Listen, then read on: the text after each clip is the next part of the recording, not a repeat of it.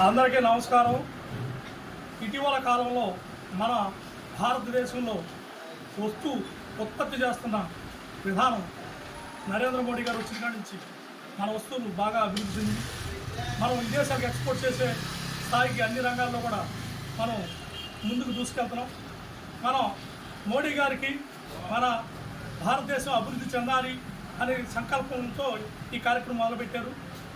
మన భారతదేశంలో తయారవుతున్న వస్తువులు మనమే కొనుగోలు చేసుకుంటే యువత ఉపాధితో పాటు మరియు ఉద్యోగం మరి భారతదేశం అభివృద్ధి పదంలో ప్రపంచ పటంలోనే నెంబర్ 1 స్థానానికి వెళ్ళిద్ది.